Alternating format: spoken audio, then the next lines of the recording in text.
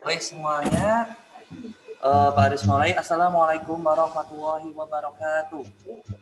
Waalaikumsalam warahmatullahi wabarakatuh. Oke, semuanya sehat semua ya, pastinya ya. Alhamdulillah. Ya, insya Allah kita akan selalu sehat ya. Oke, di sini kita akan melanjutkan materi kita tentang bab 7, yaitu tentang kita beriman kepada malaikatnya Allah Subhanahu wa Ta'ala. Coba sebutkan rukun iman itu ada berapa? Kita sebagai orang Islam kan harus tuh iman ya. Rukun iman ada berapa? Ada yang bisa jawab? 5? 5. 6. Berapa yang benar? 6 ya. Kalau 5 itu rukun Islam. Dan 6. Dan 6 ya. Salah satunya itu iman kepada malaikat. Nah, makanya nih, kalau kita mau belajar sebuah ilmu pengetahuan, ilmu agama apapun, itu ada urutannya ternyata teman-teman. Yang pertama itu kita belajar iman. Kita belajar iman. Kenapa? Karena kita belajar iman terlebih dahulu, supaya kita itu semangat untuk melaksanakan segala aktivitas kita. Jadi kita percaya, sehingga aktivitas kita itu akan menghasilkan sesuatu yang baik, sesuatu yang lebih indah. Iman itu artinya apa? Ada yang tahu? Iman itu percaya, artinya itu iman percaya. Jadi saat kalian ingin melakukan suatu aktivitas, kalian kan mesti ingin mengharapkan sesuatu dari proses yang kalian lakukan. Nah, itu namanya iman, percaya. Contohnya, kalian belajar itu supaya kalian bisa apa sih? Misalkan, supaya kalian pintar ya. Nah, maka itu juga termasuk sebuah keimanan. Keimanan masuk ke dalam iman qadha, di mana kalau kita itu belajar, nah nanti kita akan menjadi seorang yang pintar, itu masuk ke dalam iman. Coba kita bayangkan, kalau kita tidak punya iman, kita tidak punya kepercayaan, jadi hidup kita itu mau ngapain, kan males-malesan ya. Contoh nih, kalau kita nggak percaya kalau kita bakalan bisa pintar, kan kita males kalau kita mau belajar, ya kan. Nah, kalau contohnya gini aja, kalian beli yang perempuan deh, beli skincare, ya kan, buat beli make up, kalian nggak punya kepercayaan, ini jerawat saya yang ada di muka nanti bakalan hilang. Kalau kalian nggak percaya bahwa jerawat itu bisa hilang, kalian bakal beli skincare nggak? Make up enggak kan? Nah, jadi iman itu adalah sebuah kepercayaan, keyakinan, supaya apa sih? Kita itu lebih semangat dalam berproses melakukan suatu hal. Kayak kita, kalau kita yakin, kita beriman, kita besok akan menjadi pintar, maka kita akan belajar semakin sungguh. Kalau kita yakin, kita besok bisa mempunyai apa ya, misalkan rumah besar.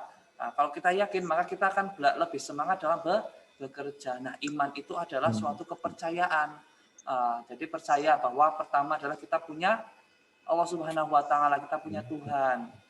Kemudian kita percaya yang kedua adalah kita ada malaikat yang ada di sisi-sisi kita, ya kan, yang ada di sebelah kanan kita, sebelah kiri kita, yang besok akan mengambil nyawa kita, yang besok akan menanyai kita di alam kubur, yang besok akan meniup trompet sangkakala, yang besok akan menjaga alam neraka, yang besok akan menyiksa manusia, yang besok akan memasukkan kita ke dalam surga. Semua ada makhluknya. Kalau kita nggak beriman, otomatis nanti kita di alam kubur sama siapa? Nanti kita mau ngapain di sana, ya kan?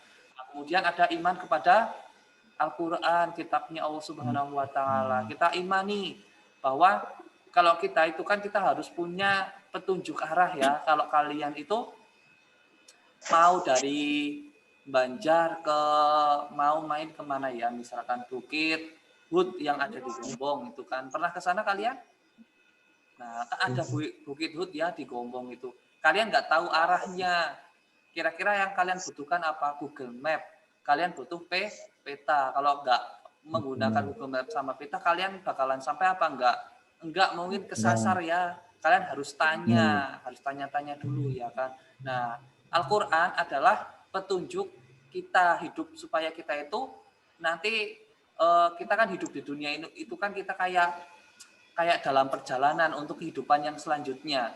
Kayak kalian dari SMP mau ke SMA itu kan ada alurnya ya kan. Kalian harus belajar dulu materi yang ada di SMP. Kalau sudah menguasai, nanti kalian akan di SMA. Tapi kalau nggak menguasai, nanti di SMA kalian akan kebingungan ya kan. Nah ini kita pertama itu hidup di alam dunia. Jadi di sini itu kita ada sedang di dalam perjalanan supaya kita itu pindah ke alam yang lain, namanya alam barzah, alam kubur. Jadi kita itu enggak cuma hidup di sini tok, di dunia tok enggak. Kita itu di sini kita sedang mencari bekal. Nah, bekalnya apa? Yuk kita itu yang dipersiapkan apa? Nah, itu ada di dalam Al-Qur'an. Kalau kalian buka Al-Qur'an, apa saja ini petunjuknya. Kayak ibaratnya itu peta akhirat kita itu ada di Al-Qur'an. Nanti kalau kita Al-Qur'annya paham, nanti di akhirat kita enggak kesasar. Ya kan kalian mau kesasar yang harusnya ke surga malah kesasar ke neraka, nggak mau ya. Nah, makanya kalian harus baca Al-Qur'an. Nah, nanti setelah di dunia kita akan ke alam yang selanjutnya, yaitu alam barzah, alam kubur. Sudah ada yang siap kalian untuk pergi ke alam barzah, alam kubur? Mau di sana? Padahal nih ternyata alam barzah itu lebih enak dari alam dunia loh teman-teman semua. Kalau kalian punya iman, kalau ibadahnya kalian itu bagus di sana, kalian nggak perlu makan, kalian nggak perlu belajar, kalian nggak perlu ngapa-ngapain. Di sana itu kalau yang perempuan nanti akan ditemani sama seorang yang indah, lebih tampan dari Pak Aris. Nah, kemudian yang laki-laki itu akan ditemani dengan perempuan yang lebih indah daripada teman-teman kalian. Nah, nanti di alam barzah itu enak banget. Kalian itu di sana cuman main doang lah, nggak ngapa-ngapain kalian di alam barzah, nggak perlu ibadah, nggak perlu ngapa-ngapain. Tapi syaratnya di alam di alam dunia, kalian mencari bekal sebanyak-banyaknya dulu. Puasa sebanyak-banyaknya, puasa sunnah kalian lakukan. Kemudian sholat sebanyak-banyaknya sampai kalian merasa letih, nggak apa-apa, untuk persiapan di alam kubur. Baca Al-Quran sebanyak-banyaknya, waktu luang kalian gunakan untuk baca Al-Quran. Nah, kemudian setelah iman kepada kitab, kita iman kepada hari akhir, sudah iman kepada qadha dan qadar, kita iman dengan takdir ya. Nah, takdir itu apa? Takdir itu adalah akhir dari perjalanan, hasil dari proses yang kita lakukan. Kalau kita itu nggak bisa mengatakan takdir saya itu orang bodoh Pak Aris, belum. Tapi takdirnya itu saat kita sudah belajar terus. Nah, itu menentukan. Nanti kalau kita paham, berarti kita menjadi orang pintar. Kalau kita nggak paham, berarti kita belum pintar. Intinya seperti itu. Kalian bekerja terus, menerus dengan giat. Kalian istiqomah. Kalian nggak capek-capek. Nanti kalau kalian menjadi orang kaya, berarti takdir kalian menjadi orang kaya. Tapi kalau kalian menjadi orang kecukupan, berarti kalian ditakdirkan menjadi orang yang kecukupan. Kalian make up-an, kalian skincare-an. Kalau kalian menjadi ganteng, menjadi cantik, berarti takdir kalian menjadi orang cantik sama orang ganteng. Tapi kalau kalian kok tetap seperti itu aja, berarti takdir kalian belum menjadi orang yang ganteng ataupun yang cantik. Jadi takdir itu hasil dari proses yang kita lakukan. Kalian belajar terus, kalian pengennya peringkat 1, ternyata kalian nggak peringkat 1, nah itu namanya takdir. Jadi sebelum kalau takdir itu sesudah dari prosesnya. Sudah proses itu namanya takdir. Kalau belum proses, kita sudah menyimpulkan, nah itu kita nggak bisa menyimpulkan takdir kita seperti apa. Jadi takdir itu masih misteri, kita nggak tahu kita itu besok menjadi apa. Nah, kita melanjutkan pembahasan kita tentang malaikat. Nah, ini kalian nanti buka layar kalian pelajari di situ. Kalian bisa baca nih. Takdir malaikat. Kemarin sudah kita membahas tentang perbedaan malaikat dari malaikat, jin, dan manusia. Semua itu makhluk ciptaan Allah. Jadi kita nggak perlu merasa membanggakan diri. Saya cuma satu-satunya makhluk ciptaan Allah. Enggak. Nah, tadi banyak banget makhluk ciptaan Allah. Nah, ini tugas malaikat kemarin sudah sedikit kita sampaikan ya. Tugas malaikat ada Jibril yang menyampaikan wahyu, itu kan. Jibril menyampaikan wahyu kepada para nabi, dan lain malaikat Jibril adalah nama lainnya ada Ruh Kudus, Ruh Al-Quds, Ar-Ruh Al-Amin, dan Namus ya. Nah, jadi malaikat itu punya julukan masing-masing. Jadi kadang dipanggil Ruh Al-Quds, Ar-Ruh Al-Amin, dan Namus. Nah, jadi mereka punya telahan mereka masing-masing. Namun tugasnya intinya adalah malaikat Jibril cuma menyampaikan wahyu kepada Nabi dan Rasul. Nah, kemudian malaikat Mikail yang membagi rizki. Nah, malaikat Mikail yang mengatur kesejahteraan manusia, makhluk. Nah, nanti kapan waktunya turun hujan, kapan waktunya cerah, kapan waktunya turun salju, itu tugasnya malaikat Mikail dan membagi-bagikan rizki. Nah, ini ternyata malaikat Mikail itu kadang turun ke bumi, teman-teman semua. Jadi kadang malaikat Mikail itu kayak gabut mungkin ya di alam atas sana. Malaikat Mikail itu turun ke bumi, ngapain tuh? Bagi rizki. Kapan waktunya? Yaitu waktunya itu waktu fajar tiba. Jadi waktu pagi hari setelah subuh itu malaikat Mikail itu turun ke langit bumi. Mereka itu mengecek mana mereka yang teman-teman semua, manusia semua yang mereka sedekah. Kalau yang sedekah ditambah rizkinya, kalau yang nggak sedekah, nanti rizkinya ditahan sama malaikat Mikail. Maka malaikat Mikail itu kadang turun ke bawah langsung. Kemudian malaikat Israfil. Nah, malaikat Israfil itu tugasnya apa? Meniup sangkakala. Sehingga saat sangkakala ditiup sama malaikat Israfil, maka kiamat itu sudah mulai terjadi. Nah, sebelum malaikat Israfil meniup sangkakala, maka tanda-tanda kiamat itu sudah terjadi dulu. Jadi ada tanda-tandanya. Sebelum malaikat Israfil itu meniup, ada tanda-tandanya dulu. Dan bisa disebut tanda-tanda tersebut dengan kiamat kecil. Kiamat kecil. Jadi kiamat kecil itu misalkan terjadi bencana alam. Sekarang kalian lihat tahun 2021 itu banyak sekali terjadi tanda-tanda kecil kiamat ya. Ya kan, dari jatuhnya pesawat, dari longsor, kemudian di mana di Kalimantan itu apa ya, banjir bandang itu kan. Nah, banyak banget terjadi bencana alam, merajalelanya kemaksiatan, kejahatan. Ya kan, kalian bisa lihat tuh kalau di berita-berita pembunuhan terjadi di mana-mana, pemerkosaan terjadi di mana-mana.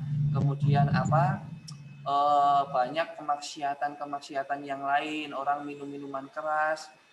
Karena apa? Nah, sedikitnya mereka itu mengetahui pemahaman agama, mereka itu nggak percaya kalau di belakang mereka ada malaikat yang mencatat amal baik, amal buruk mereka. Nah, apalagi di zaman sekarang, di zaman teknologi ya, kalau kita nggak benar-benar menyaring teknologi yang kita miliki, nah itu bisa bahaya banget teman-teman semua. Jadi teknologi itu kalau kita gunakan dengan sebaik-baiknya, itu akan membuat kita itu dimudahkan. Kalau yang pintar bisa semakin pintar, tapi yang rusak bisa semakin rusak, ya kan? Apalagi kalau kita lihat sekarang itu perempuan dengan adanya teknologi, mereka tidak menjaga kemuliaan mereka, ya kan? Mereka joget-joget seperti itu di TikTok itu ya kan, pakai celana pendek, baju pendek, ternyata ada nih mereka laki-laki yang jahat, mereka DM mereka mengontak si perempuan itu, akhirnya apa terjadi? Pemerkosaan. Akhirnya kalau dia nggak mau dibunuh, ya kan, banyak banget sekali terjadi kasus pembunuhan karena Facebook, kasus pembunuhan karena perkenalan di media sosial. Itu kenapa? Karena itu perempuan-perempuan yang tampil begitu menarik perhatian dari laki-laki yang jahat. Nah, itu kan kemaksiatan merajalela, bencana alam, dan kemudian apalagi jumlah perempuan lebih banyak daripada jumlah laki-laki. Coba kalau kalian lihat tuh, kalian masuk misalkan, kalau kalian masuk ke sekolah, mesti jumlah ibu guru lebih banyak daripada pak guru. Jumlah siswinya lebih banyak daripada siswanya. Wah, itu ternyata menjadi tanda-tanda hari akhir. Nah, sekarang itu kalau Pak Aris lihat di baca-baca di Google itu, sekarang itu perempuan sama laki-laki itu 1:4. Jadi laki-lakinya itu 1, perempuannya itu 4. Berarti kalau laki-lakinya ada 100 orang, berarti perempuannya itu 400 orang. Kalau laki-lakinya 1.000 orang, perempuannya 4.000 orang. Wah, berarti perempuan sekarang di dunia itu banyak banget. Kalau kalian baca itu di mana ya? Di Rusia apa di New Zealand itu, di sana itu ada kampung yang isinya perempuan semua. Jadi kalian yang jomblo-jomblo main ke sana nanti. tinggal milih perempuan cantik-cantik di sana itu mau dinikahi sama laki-laki yang nggak ganteng kok. Karena saking banyaknya perempuan. Nah, itu tanda akhir kalau perempuan nanti jumlahnya itu udah 1:9 sama laki-laki. Nah, nanti nah itu berarti malaikat Israfil itu mau bersiap-siap niup trompet sangkakala. Jadi malaikat Israfil itu nggak ujuk-ujuk niup trompet, tapi itu melihat tanda-tandanya dulu. Maksiatnya itu banyak apa enggak? Kalau udah banyak berarti siap ditiup. Kalau sedikit, oh berarti nggak jadi ditiup. Makanya kalau kita itu jangan sampai membuat tanda-tanda kiamat itu semakin cepat terjadi. Salah satunya apa? Waktu itu semakin berputar ya. Baru kemarin bangun tidur, sekarang mau tidur lagi, ya kan? Seperti itu. Kemudian malaikat Israel. Malaikat Israel itu yang tugasnya itu mencabut nyawa seluruh makhluk hidup. Jadi semua makhluk yang ada di muka bumi itu mereka tercipta maka semua akan binasa. Dari manusia, dari jin, dari malaikat, dari binatang, bahkan bumi nanti juga musnah, tata surya juga musnah. Semua itu yang ada di awal pasti ada di akhir. Kecuali siapa? Yaitu Allah Subhanahu wa Ta'ala, Tuhan kita. Yaitu yang tidak memiliki awalan, yang tidak memiliki akhiran yang abadi. Kemudian mungkar. Malaikat mungkar itu mempunyai tugas itu menjaga ataupun menanyai manusia yang ada di dalam kubur. Nah, ini kalau malaikat mungkar nakir, kalau orang yang beriman itu yang ditanyai, maka mereka itu akan berwujud rupawan. Rupawan kayak Pak Aris ya mungkin. Jadi itu rupawan yang ganteng apa cantik apa indah. Oke, malaikat mungkar nakir itu kalau nemui orang yang beriman, yang suka beramal baik, kalau temennya itu ada masalah mereka bantu, kalau orang lain kesusahan itu mereka bantu tanpa harus di video kayak di media sosial itu kan.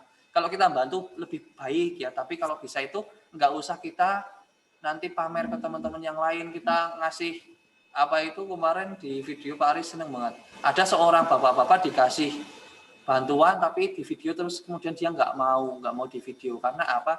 Dia mempunyai harga diri tinggi.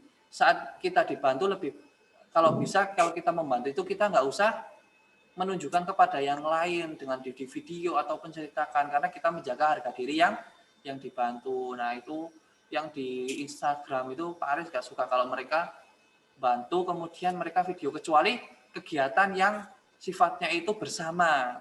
Misalkan kalian dalam sebagai OSIS SMP Negeri 2 Banjarnegara mengadakan apa bakti sosial. Nah itu bagus kalau kita mensyiarkan, kita memberitahukan teman-teman yang lain karena itu bukan pribadi kita tapi untuk perkumpulan itu boleh atas nama sekolahan, atas nama warga RT, warga RW, warga desa mana itu diperbolehkan, itu bagus. Tapi kalau untuk pribadi lebih baik kita sembunyi karena tangan di kanan sebaik-baik kita membantu orang, sebaik-baik sedekah itu saat tangan kanan kita bersedekah, tangan kiri kita itu nggak tahu. Saat kita bersedekah, kita membantu orang, teman kita nggak tahu, orang tua kita nggak tahu. Lebih baik sedekah itu sembunyi. Karena apa? Menjaga martabat orang yang kita bantu. Intinya seperti itu. Kemudian ada malaikat atid, raqib, yang tugasnya itu menulis kebaikan-kebaikan kita. Kalau kita melakukan suatu kebaikan, maka malaikat raqib yang menulis. Maka kalau kita itu kalau bisa menjadi seorang yang menyibukkan malaikat raqib, kita melakukan suatu kebaikan terus menerus sehingga malaikat raqib itu sibuk nulis nyatet terus. Ini pagi hari siapa ya, misalkan Pak Aris nggak hafal nama-nama kalian, misalkan ini dari pagi hari ini Agus, dia bangun tidur langsung berwudu melaksanakan sholat subuh, maka malaikat raqib yang nulis. Kemudian dia membantu ibunya merapikan kamar tidurnya, malaikat raqib nulis.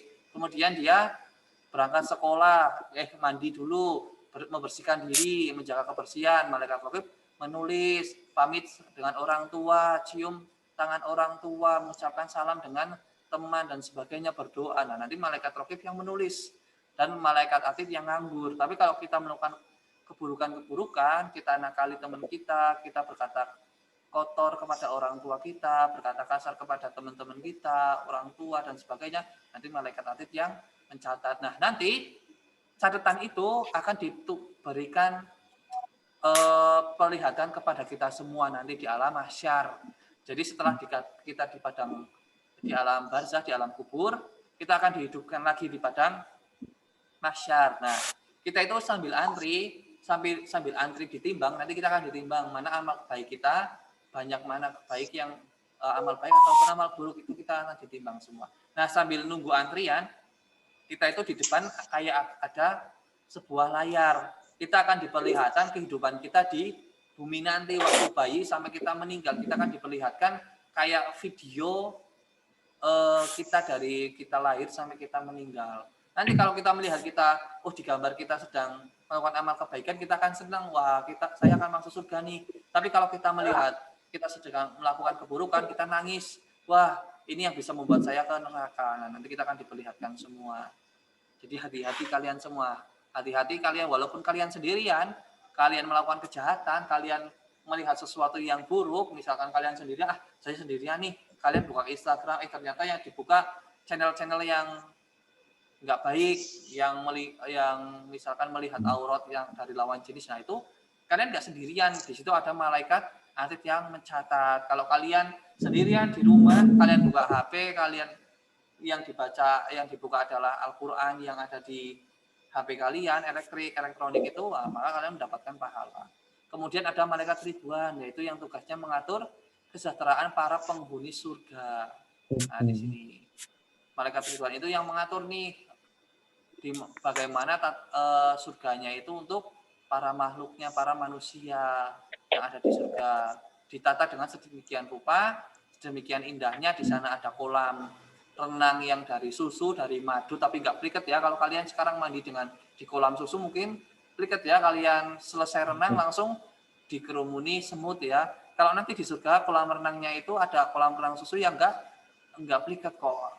Kemudian ada kolam dari madu, ada kolam dari air yang sangat jernih. Jadi enak banget nanti di surga. Ada kolam di depan, coba bayangkan. Sekarang itu kan rumah yang paling indah, rumah yang paling nyaman itu kan kayak apa rumah, kemudian di depannya ada taman, kemudian ada pohon, ada banyak buah, kemudian di depannya itu ada kolam ikan, kan enak banget. Nah, nanti di surga kita seperti itu. Ya kan ada istana, kemudian ada halaman, di situ ada banyak sekali bidadari-bidadara yang berterbangan di situ, ada pohon yang langsung kalau kita di bawahnya itu kita minta buah langsung jatuh tuh buahnya. Kemudian di depannya ada kolam yang sangat indah. Kayak kalau Pak Aris tuh lihat rumah yang paling indah itu kayak gitu. Ada rumah, ada taman, ada pohon, ada kolam ikannya di depannya, itu enak banget. Nah, kemudian ada malaikat Malik yang tugasnya itu menjaga neraka, dan malaikat Malik kadang disebut malaikat Zabaniyah. Nah, ada yang mengatakan malaikat Zabaniyah itu adalah prajuritnya malaikat Malik. Kalau malaikat Malik itu yang tugasnya menjaga kayak monitoring aja, tapi malaikat Zabaniyah ini yang tugasnya untuk menyiksa manusia yang ada di alam neraka. Mau kalian masuk neraka? Nggak mau ya pastinya ya. Seenak-enaknya neraka itu adalah nggak ada yang enak. Seringan-ringannya siksa yang ada di neraka itu saat telapak kaki kita itu ditaruh di alas, di ibaratnya apa ya, di lantainya neraka, yaitu ternyata kepala kita itu sampai mendidih, sampai otak kita itu langsung meletus. Kelihatan paling ringan itu sisa neraka lah. Terus yang paling berat seperti apa? Kan mengerikan sekali. Kemudian nih, dengan memperhatikan tugas para malaikat, ada hikmah yang dapat kita petik dari beriman kepada malaikat antara lain. Jadi setiap kita meyakini sesuatu, kita belajar ilmu tentang pengetahuan tentang sesuatu, pasti ada hikmahnya. Nah, salah satunya kita mempelajari malaikat, ini memotivasi kita untuk selalu taat dan bertakwa kepada Allah Subhanahu wa taala seperti ketaatannya para malaikat. Kenapa? Karena kita walaupun sendiri ternyata di situ ada yang mengawasi kita, yaitu adalah malaikat. Kemudian malaikat mengawasi perkataan dan perbuatan kita. Jadi perkataan kita baik ada di dalam qalbu nih. Jadi perkataan itu enggak cuman di lisan yang kita sampaikan. Jadi kadang perkataan dalam hati. Nah, ucapan dalam hati gitu kan, kalau kalian lihat di film-film itu kan kayak bicara di dalam hati ya. Nah, itu ternyata itu juga dicatat oleh malaikat. Kalau di dalam hati kita mengatakan sesuatu, besok saya mau mukul dia, kayak memikirkan kemudian kita berbicara dalam hati, itu malaikat juga menulis. Dan perbuatan kita juga pastinya akan ditulis. Kemudian memberi rasa optimis untuk selalu berusaha karena Allah Subhanahu wa taala akan memberi ilmu melalui malaikat Jibril. Nah, jadi yang tugasnya memberikan pemahaman kepada kita itu malaikat Jibril. Jadi kadang kita belajar, kok kita belajar nggak paham-paham. Nah, jadi malaikat Jibril enggan memberikan ilmu kepada kita dan memberi rezeki melalui malaikat Mikail. Nah, ini makanya kalau kita sebagai orang muslim nih, ada tips supaya kita itu diberikan pemahaman dalam belajar ilmu supaya kita itu nggak lupa. Nah, apa tipsnya? Kita berwudu terlebih dahulu saat kita mau belajar. Kemudian apa? Kita itu tetap walaupun belajar sendirian kita menutup aurat. Kenapa nih? Malaikat Jibril saat kita sedang belajar, nah malaikat Jibril lah yang tugasnya apa? Memberikan kita pemahaman. Sedangkan malaikat itu tidak akan menemui seseorang saat dia itu terbuka auratnya. Makanya kadang nih kita belajar nggak paham-paham, oh ternyata di situ kita dari belajarnya itu nggak baik, nggak berkah. Yang perempuan pakai celana pendek, nggak menutup aurat. Nah, malaikatnya nggak mau memberikan pemahaman, ya kan? Jadi tugas yang memberikan pemahaman kepada kita, apakah kita pintar apa enggak itu malaikat Jibril tugasnya. Makanya kalau kalian mau belajar, tetap kalian menutup aurat supaya apa? Supaya malaikat Jibril itu mau memberikan kita pemahaman. Makanya kalau dulu itu para muslimah zaman dulu itu mereka belajarnya itu mereka rata-rata pergi ke madrasah. Jadi saat mereka ke madrasah, mereka pasti akan menutup aurat mereka. Jadi mereka malah menjadi orang-orang yang cerdas-cerdas. Berbeda dengan sekarang, ya kan? Dikasih ilmu 1 jam, yang nyantel cuman sedikit. Nah itu kenapa? Bisa jadi dari misalkan dari auratnya tidak tertutup. Makanya kalau di kitab Al-Adab itu saat kita di kitab Al-Adab, saat kita mau belajar, meskipun kita belajar ilmu dunia, tapi kita tetap menutup aurat supaya kita itu tidak gampang lupa. Keberkahan itu menyertai kita. Malaikat itu senantiasa menemani kita. Kemudian dengan kita beriman kepada malaikat, memotivasi diri kita untuk beramal soleh.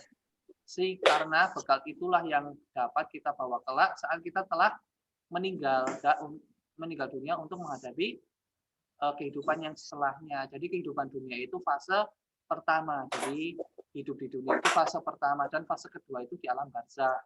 Nah, kalau di alam barzah kita enak tuh, kita di alam barzah, di alam kubur kita mendapatkan kenikmatan, maka di alam-alam selanjutnya itu kita akan mendapatkan kenikmatan juga. Tapi kalau kita di alam barzah sudah mendapatkan siksaan, otomatis di alam-alam selanjutnya siksaan kita itu akan lebih berat. Nah, yang menentukan itu adalah apa? Di alam dunia kita. Makanya di alam dunia ini kita banyak-banyak melakukan amal soleh, dan kita jauhi amal-amal keburukan, amal-amal maksiat apapun itu. Kemudian nih, yang terakhir, perilaku beriman kepada malaikat Allah Subhanahu wa taala, yaitu malaikat, iman kepada malaikat Jibril dengan apa? Selalu berusaha mencari dan memohon hidayah kepada Allah Subhanahu wa taala, bersyukur dengan cara banyak kita memiliki ilmu, berbagi ilmu.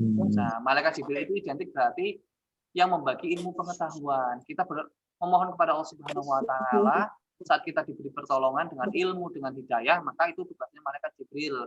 Kan udah enggak memberikan wahyu kepada Nabi dan Rasul tuh. Jadi tugasnya diganti, memberikan hidayah dan ilmu kepada manusia. Kemudian iman kepada malaikat Mikail, berusaha semaksimal mungkin untuk mencari rezeki yang baik dan halal. Nah, jadi yang diberikan oleh malaikat Mikail itu rezeki yang baik, yang thayyib, yang halal. Kemudian iman kepada malaikat Israfil. Ya, kita selalu mohon kepada Allah Subhanahu wa taala agar diselamatkan dalam menghadapi musibah dan huru-hara di dunia maupun saat terjadinya hari kiamat. Nah, malaikat Israfil. Kita memohon kepada Allah Subhanahu wa taala, ya kan, 2021 banyak sekali bencana. Semoga bencana itu tidak ada di desa kita, nggak ada di keluarga kita, nggak menimpa kita semua. Kan nggak ada yang mau tuh ya. Nah, mereka pun yang ada di dalam pesawat Sriwijaya, mereka nggak tahu kan mereka akan mendapatkan musibah. Mereka yang kecelakaan di jalan raya juga mereka nggak tahu bakalan terkena musibah, ya kan. Kita pun nggak tahu besok kita itu akan enak terus apa musibah kita dapatkan kan kita nggak tahu, makanya kita mohon kepada Allah Subhanahu wa taala. Kemudian iman kepada malaikat Israel, berusaha mempersiapkan diri untuk menghadapi kematian, selalu berdoa agar terhindar dari siksaan sakaratul maut ketika ajal menjemput kita. Nah, ini rasanya kematian itu ternyata apa? Nah, ini ada di hadis itu mengatakan bahwa rasanya kematian itu seperti apa? Seperti kita itu ditusuk dengan 1000 pedang. Bayangkan kalian ditusuk 1 pedang aja sakit ya, apalagi kalau 1000.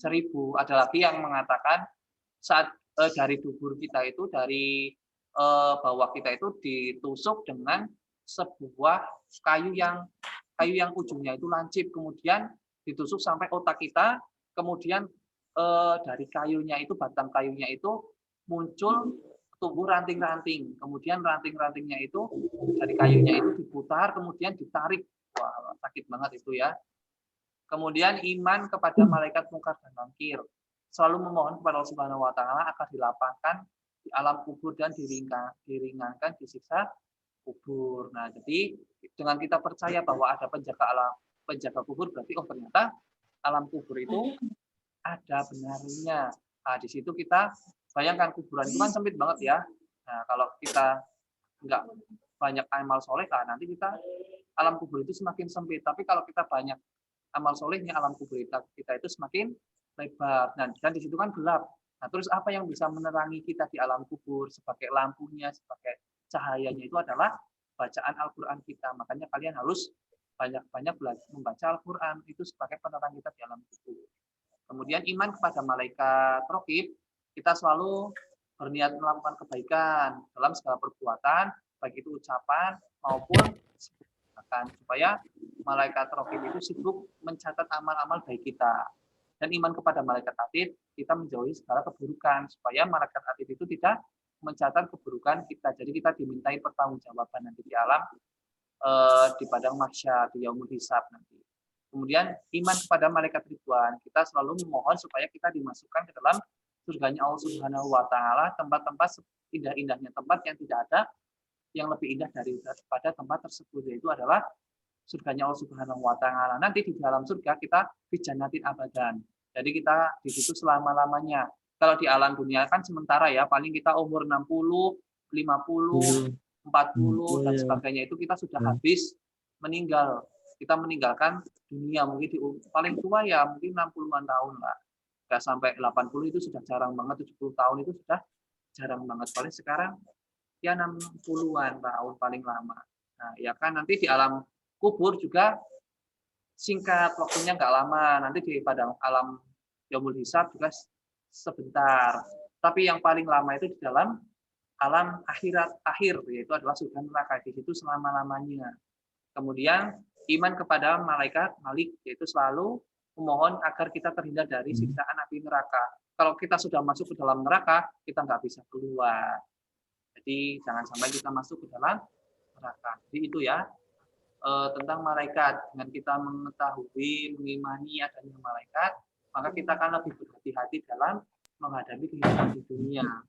Jangan sampai kita melakukan suatu hal-hal yang membuat kita itu mendapatkan tercatat amal buruknya, sehingga nanti kita disiksa di alam kubur. Kita ketemu malaikat Malik, kita ketemu malaikat Mungkar Nakir, ya kan, bahaya banget. Makanya kita banyak-banyak melakukan amal sholih supaya nanti kita saat berjumpa dengan malaikat maut, kita sudah siap. Siapa malaikat maut yang mencabut nyawa kita? Ya kan ada kan malaikat yang mencabut nyawa kita. Nah, nanti setelah kita ketemu malaikat maut, nah kita ketemu malaikat Mungkar Nakir. Nah, di situ kita akan dimintai pertanggungjawaban saat kita hidup di dunia. Nah, nanti setelah ketemu malaikat Mungkar Nakir, nah disitulah kita mau ketemu malaikat Malik ataupun kita mau ketemu malaikat Ridwan, tinggal kita yang milih.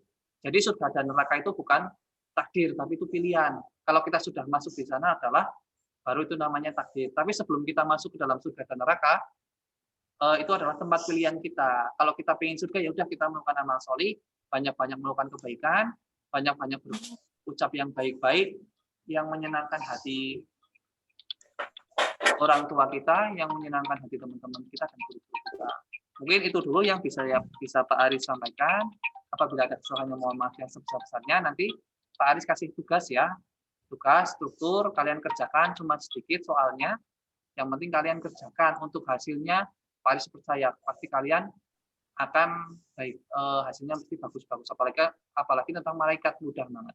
Oke, kita akhiri. Semoga kita bisa bertemu di kesempatan yang selanjutnya. Kalian menjadi pribadi yang lebih baik lagi, kalian menjadi seorang manusia yang lebih baik lagi, menjadi seorang pejuang di agama, seorang pejuang di dalam negara, sehingga negara kita menjadi lebih baik lagi dan agama kita semakin lebih baik lagi. Oke, Pak Aris akhiri. Wassalamualaikum warahmatullahi wabarakatuh.